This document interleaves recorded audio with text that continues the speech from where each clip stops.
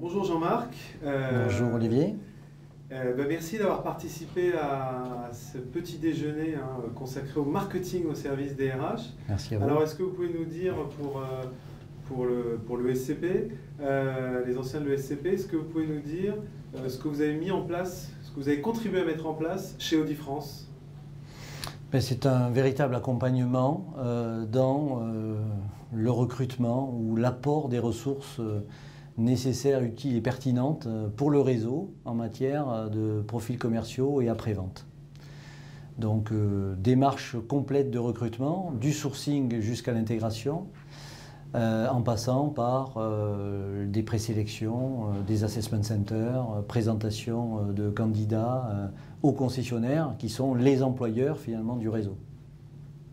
Alors un des points qui m'a semblé particulièrement pas facile à adresser, c'est de se dire que les concessionnaires, eux, sont finalement libres de choisir ou non de s'inscrire dans la démarche vis-à-vis d'Audi France. Et donc il a fallu lancer toute une démarche quelque part de vente, voire de marketing, pour convaincre tout ce petit monde d'adhérer à la démarche. Comment vous avez contribué à faire de ce projet et de cette mission une réussite?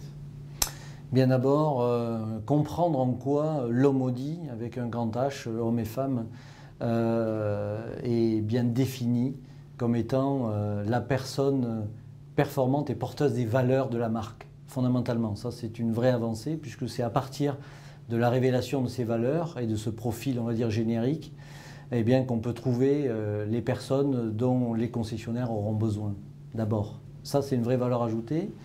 Et puis, je pense que la meilleure preuve de valeur ajoutée, c'est le résultat.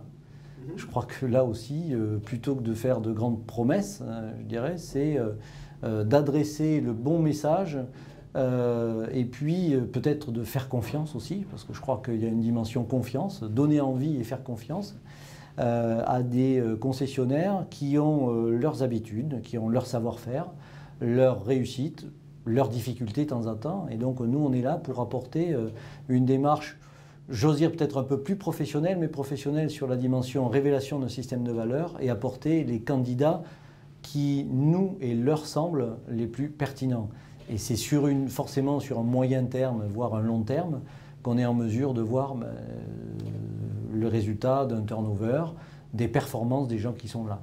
En tout cas, le résultat, c'est qu'on a divisé par deux le turnover, notamment de la population commerciale. On est passé de 20% à 10% auprès de la population que nous avons contribué à recruter. Très bien. Et dernière chose, quel conseil vous pourriez donner à des responsables RH, par exemple, qui ont fait le SCP, qui vont découvrir cette interview?